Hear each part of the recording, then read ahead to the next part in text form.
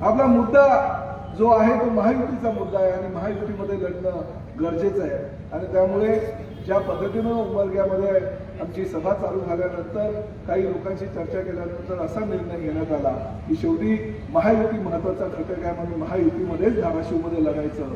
तरी सुद्धा भविष्याचा वेग घेता येणार आणि भविष्याचा वेग येत असताना आगामी जिल्हा परिषद आणि पंचायत समितीचा विचार करून या धाराशिवमध्ये परत एकदा शिवसेना आणि भारतीय जनता पक्षांच्या माध्यमातून युतीमध्ये लढण्याचा आम्ही निर्णय घेतलेला आहे। कारण मुख्यमंत्र्यांनी तशी विनंती केलेली आहे। मुख्यमंत्र्यांनी मला फोन केला की जे झालं ते झालं, भविष्यामध्ये चांगले संबंध आपल्याला जर आपल्या महायुतीच्या माध्यमातून ठेवायचे असेल तर आपल्याला एकत्रितपणे ही निवडणूक लढायची आहे।